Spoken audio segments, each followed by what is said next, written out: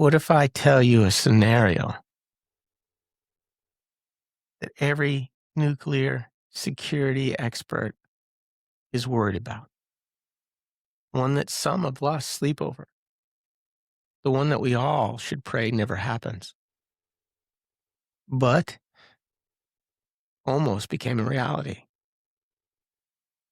And what if the only thing standing between that nightmare and your family or yourself was an FBI sting, a tip from an informant, or perhaps just sheer dumb luck? That's right. Today we're going to talk about the bomb that could have changed the world as we know it, and how that's come very close several times, and why keeping it out of the wrong hands is perhaps the single most important thing or act of stewardship that we as a free people can perform for our children, our grandchildren, and for freedom in general. We're going to talk about what if terrorists get a nuke. Arise! Arise! Arise! For freedom's cause, prepared and prospering for all. For freedom's light! Arise!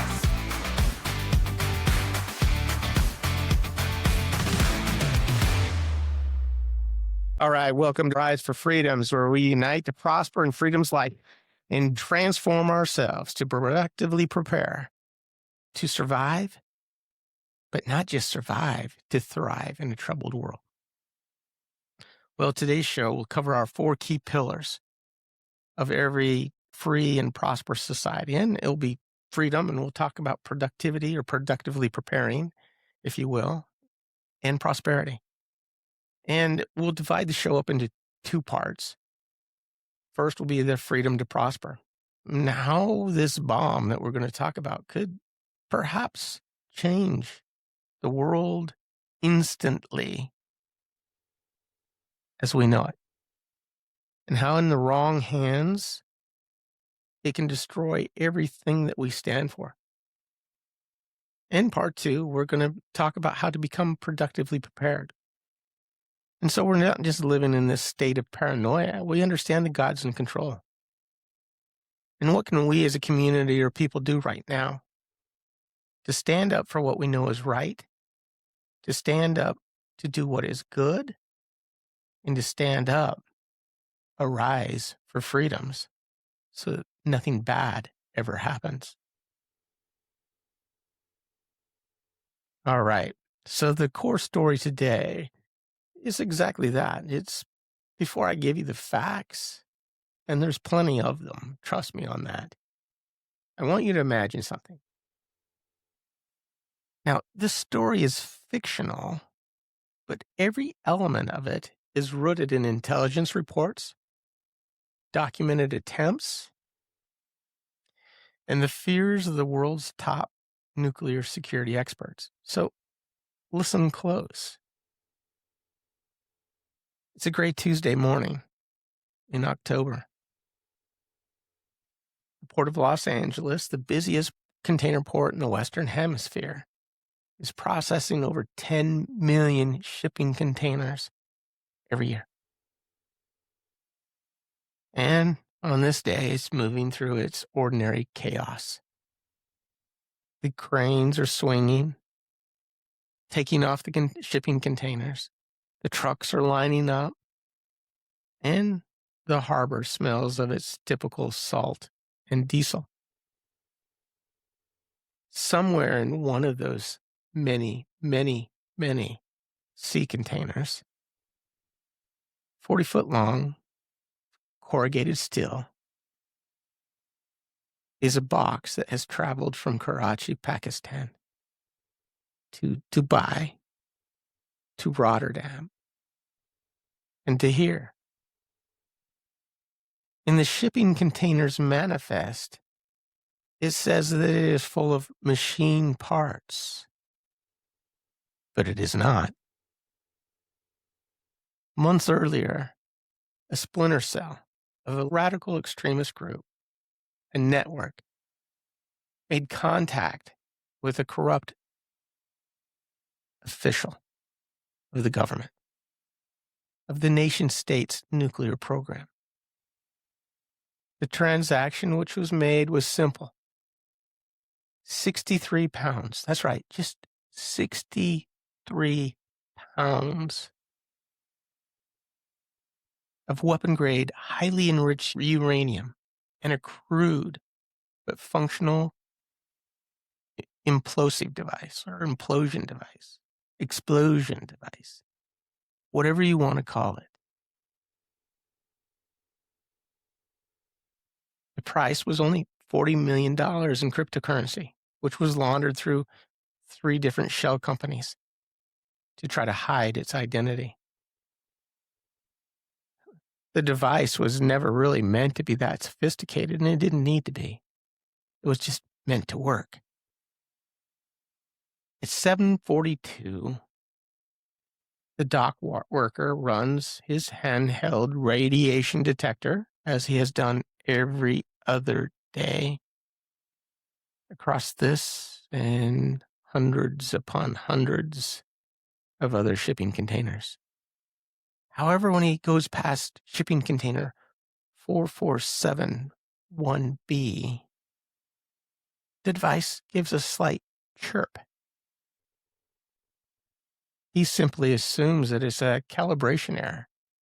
It also happened last week, and has happened before, with a shipment of ceramic tile. He puts it in his log, and then he moves on.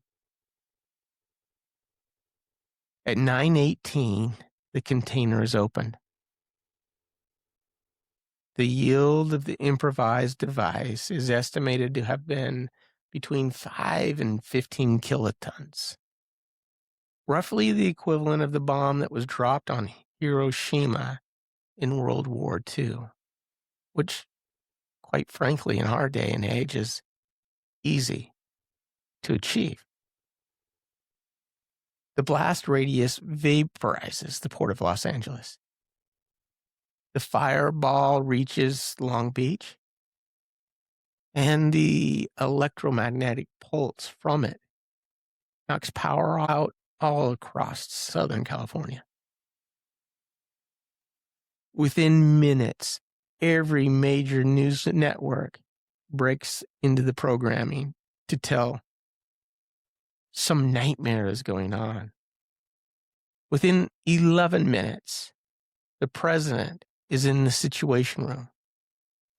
Within an hour, the stock market, what is left of it, has suspended trading. The actual death toll will not be known for months. The Dow Jones Industrial Average closes 3 days later, after the federal emergency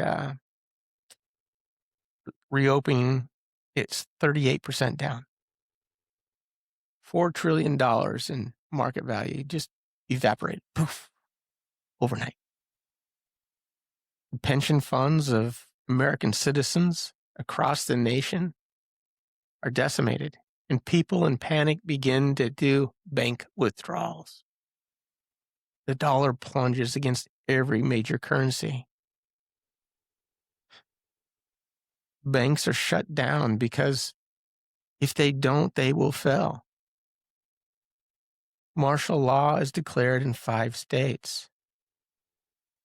The National Guard that is called out is overwhelmed. Because of the panic of the people, gas stations run dry within 72 hours, and panic buying strips the supply chain. Grocery stores are emptied. Hospitals, already dealing with a mass casualty event, are overwhelmed. The loss of power as the grid struggles makes the situation even worse. Hundreds of thousands are fleeing Los Angeles in any way they can. But people across the nation, especially in large cities and especially in any of them that have ports, are in full panic mode. Internationally, NATO convenes an emergency session. China moves out its naval assets. Russia does the same and also makes some harsh comments. The three countries begin pointing at each other. Why others believe it was from Pakistan or North Korea or some other terrorist group. The phrase nuclear retaliation appears in a leaked memo from the Joint Chiefs of Staff. And yet, in the smoking ruin of what once was the port of Los Angeles, no one's entirely sure who did it. The cell responsible communicated only through encrypted channels. The nation-state officials who sold the device disappeared. And various terrorist organizations begin to say the end of times have arrived and it's time to act.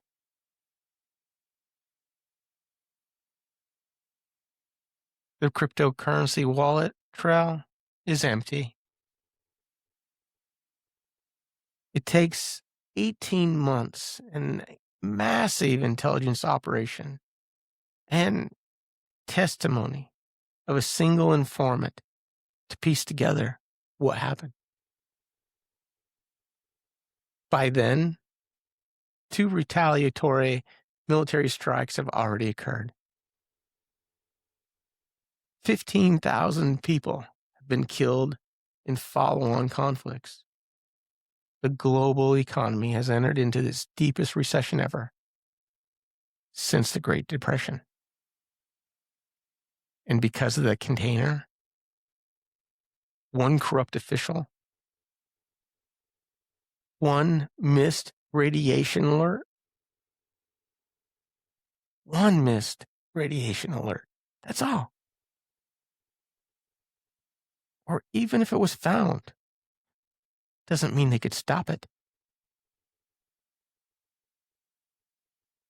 Now, this story is fictional, but the story is a real possibility that security experts have been worrying about. Is one of the many reasons that we should be prepared, both temporally and spiritually. It is one of the reasons that many insist Iran, who openly seeks to bring forth the end of times, can never get a nuclear weapon. Scary as it may sound, the facts that I am about to give you are absolutely real and have already happened. And there may even be more close call events that we don't even know about. All right. So the most serious of the real world cases is nuclear blackout in the black market, if you will, actively centers on the name Abdul. I'm going to massacre this.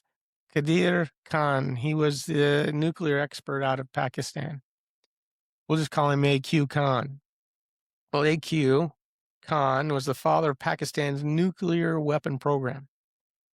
He was a celebrated national hero. He was also, for nearly 2 decades, running the world's most dangerous proliferation network.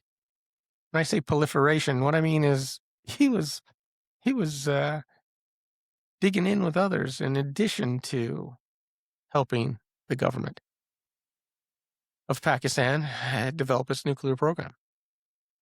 From the 1980s to the early 2000s, Khan sold nearly nuclear weapons grade technology, centrifuge designs, components, bomb blueprints to, get this, Iran, Libya, and North Korea.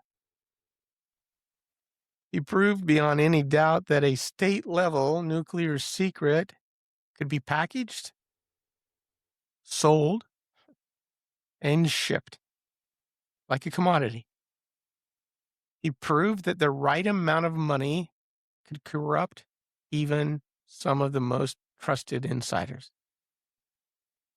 He proved that an international community was dangerously unprepared for what he could have caused. When the Soviet Union collapsed, here's another one. The situation became even more alarming. Suddenly, the world's second largest nuclear arsenal, and I would argue maybe even the first largest nuclear arsenal, just not as good as the U.S. Nothing's as good as the U.S. Spread across 15 newly independent states and was undersecured, understaffed, and underfunded. So there was 15 nuclear states within the USSR that suddenly had these nuclear weapons. One of them that had 500 of them was Ukraine. And if they gave those back, Russia promised, oh, we will never do nothing to you, Ukraine, if you just give us those bombs. The scientists who built those weapons are now being paid in potatoes. And Russian military leaders from the collapsed government had a very dangerous power in their hands that was worth millions when they're getting paid nothing. Some officials weren't even being paid at all. But they had that item that others would be willing to pay a great sum of money for. Nuclear materials, nuclear weapons. The following decade of smuggling attempts is what we should keep free citizens awake about and thinking about, and it should keep you awake at night. In 1993, some of the Lithuanian authorities intercepted criminals attempting to sell 4.4 pounds of highly enriched uranium. 1 year later, the Czech police seized 6.6 pounds of highly enriched uranium off the black market from smugglers. In 2003, Georgian authorities caught smugglers in possession of highly enriched uranium, believed to have been intended for sale to extremist buyers. Every one of those cases, and there were many more, involved the hardest to obtain ingredient in building a nuclear bomb: the highly enriched uranium.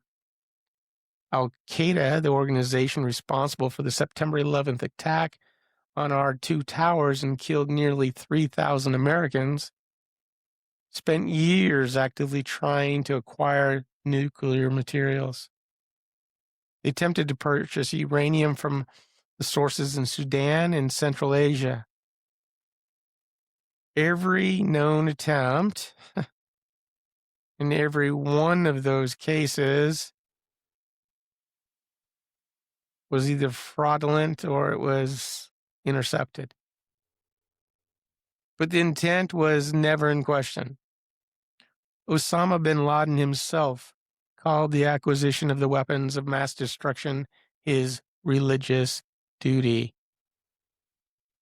ISIS, the Islamic State, which is at its peak, controlled the territory the size of Great Britain, was responsible for genocide across that area, mass executions, torture, thousands of terrorist attacks, kidnappings, and much, much worse. Also sought those radioactive materials to create a bomb. Either a dirty bomb or a nuclear bomb. A nuclear bomb is basically just getting the material that is dangerous enough to radiate the area in which it explodes. It might not kill as many people, but it will cause the entire city to vacate. In 2014, they briefly seized a cache of radioactive materials from a storage facility in Mosul, or Iraq. They never built the functional device, but they tried. One of the most alarming modern cases took place in the Middle East, not in the Middle East, but actually in Eastern Europe. In 2011, the Moldovan police worked alongside the FBI. They dismantled a smuggling ring that was actively offering weapons-grade uranium to the buyers. to any buyers. The sellers were explicit that they especially wanted to sell to Islamic extremist groups. In 2015, the following case in the same region caught another network attempting to sell another highly grade, I'm going to kill this and I apologize, cesium-137, a radiological source that can be weaponized in what I was telling you about, a dirty bomb. Again, to the buyers claiming to be representing ISIS. While there was no terrorist group that ever successfully acquired a functional nuclear weapon, that fact should give us no huge letdown that we don't need to worry anymore. But instead, we should have a cautious relief, not complacency. The National Intelligence Council has warned that the threat of nuclear terrorism remains one of the most significant dangers facing the United States. The Nuclear Initiative, a nonpartisan organization founded by former Senator Sam Nunn and CNN founder Ted Turner, has spent decades cataloging vulnerabilities in nuclear security programs worldwide. So, I don't think a lot of people realize how dangerous and how easily, in a second, this material in the wrong hands could change our world. And there would be no stepping back. So here's what listeners need to understand. So let's talk about why it matters, the prosperity connection. If that was to happen, our markets would implode overnight. Pension plans would be lost. The world would be at war like never before. And it might even unite some of these terrorist groups because they would believe it was a sign of the end of the times. Nuclear security is not simply a military abstraction or a military thought or something that you don't need to worry about. It's really a thought for everybody. It's not a policy wonk's hobby. It's really a founding or foundation and bedrock on which all freedoms across the world really rest. Consider the detonation even of a single crude nuclear device in a major American city and what it would mean. Just to put it in perspective, the 2001 attacks on September 11th, which were done with jets which were hijacked, just a few, 4, which killed 2,977 people. Cost an estimated $3.3 trillion in total economic losses. When you count the wars and security buildup, the insurance, the loss of productivity, then the nuclear event would be in much, much bigger magnitude of cost to the United States and the world. If the United States markets fall, the world will fall. Almost everything is held up by the dollar. All transactions are made off the dollar. Just to put it in perspective, the United States, with our productivity and how prosperous we are, we make more than all the other North, South, and Central American nations combined. Thus, if we fall, the world falls. The global trading system, the system that brings food to your grocery stores, fuel in your gas station, and goods, Amazon to your doorsteps, runs on confidence, runs on order, and a society in which it believes is free. It runs on the assumption that the ports will be open, The contracts will be honored. The government will function. And with those who decide to act outside of the boundaries of its laws, that they'll be punished and the order will remain. A nuclear attack would shatter that confidence instantly and globally. Now, there's also a spiritual dimension here that I think is often overlooked. Freedom, real freedom, is just not an absence of oppression, but it's brought about by the actions of good people. It is the presence of safety, presence of love. It is the ability to build and plan and to invest and to worship and to raise your children with hope. And it doesn't matter if we believe differently. We can agree how to disagree. And we come to a common consensus of what is good and best, and we do the best with what we know how. Every one of those things requires a real world where weapons of mass destruction are controlled, secured, and never used. And whatever sacrifice that requires of the American people, we must be willing to do it. The men and women who work in nuclear security, the FBI agents who run the sting operation, the IAEA inspectors who travel to unstable regions, the scientists who develop detection technology, they are in the truest sense guardians of the human prosperity.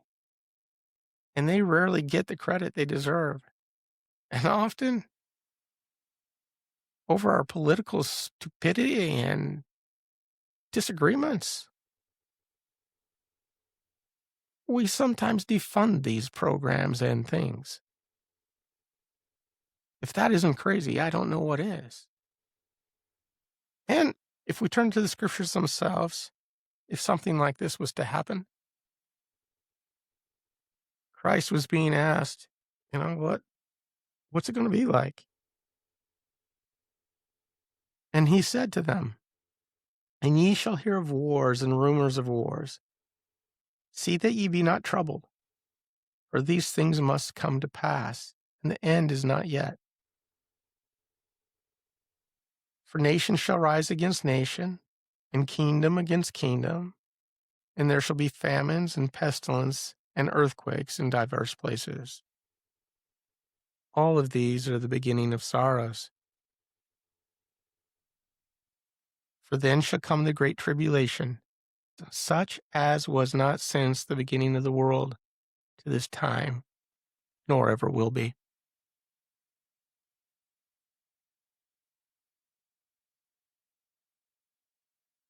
Here's your one clear takeaway from this.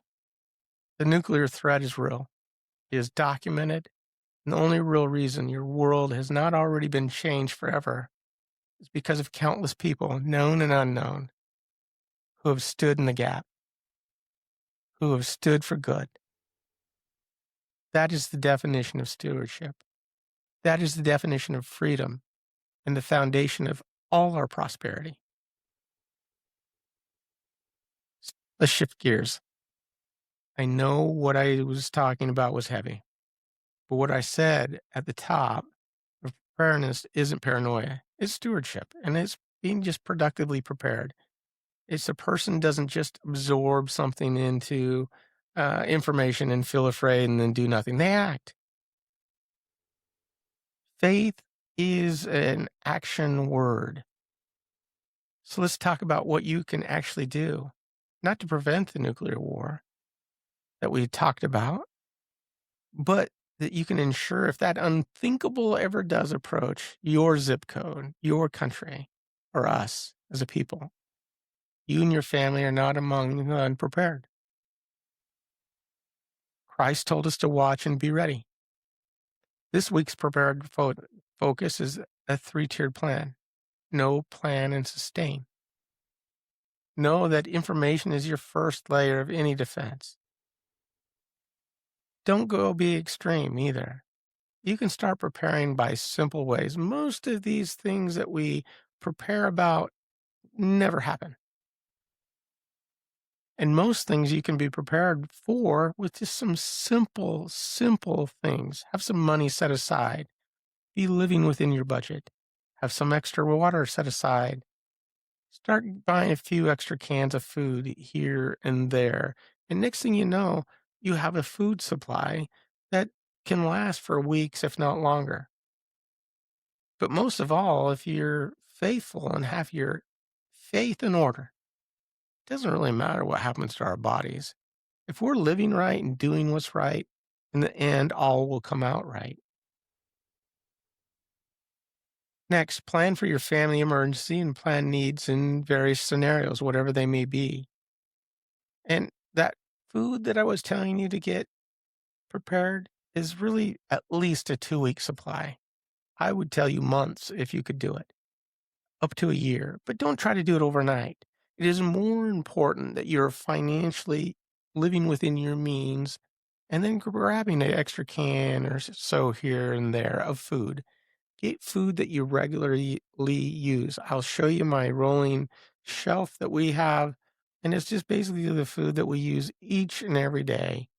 And when you have it and you do it that way, once you get to a certain point, you can look for the good buys and you can actually save money by storing your food and having a supply on hand instead of always going out and eating or buying at the last minute. So here's some action steps for this week. 3 action steps.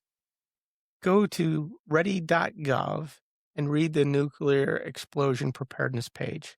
Bookmark it and share it with at least one person this week. Read your scriptures. Get your life in order. Step 2. Add radiological scenario to if you have an emergency preparedness plan for your family. It can't hurt anything. When you're prepared, and even if it's prepared in the wrong way, there's something about being prepared and having a plan that keeps everybody calm. And 3, or this third step, audit your emergency supplies. It takes about a gallon of water each and every day just to get by with the basics for every person. Start building up a small, shelf-stable food supply. And be consistent. Slowly and surely prepare. And do those things in which you need to do. Now, a quick recap before we close. From freedom to prosper, the nuclear threat is documented and real. And from productive to prepared, your 3 steps this week is know, plan, and sustain. Go to ready.gov, build your family plan, and audit your supplies and start doing something about it. Take small actions and begin to get ready. Prepare for, and you should do that all the time. There's all kinds of things that can affect you that are much smaller than this. Perhaps it's a job loss. Perhaps it's a loss in the family, an injury. Those things that are more likely. And if you are preparing like this, those won't affect you nearly as much. And most of all, get right with God. Do the things that you need to do, and that's probably one of the biggest things that you can do for you and your children. Now go transform your life and help transform our world. Subscribe to Arise for Freedoms. Sign up for our free newsletter. Join us in the cause for freedom. Properly prepare and prosper. Arise for Freedoms. Arise, arise, arise for freedom's call. For freedom's light, arise. Today's episode has 23 different sources, in which I'm more than happy to send you if you just put a note and ask for them. Thanks. Stay prepared, stay safe, and be free. Good day.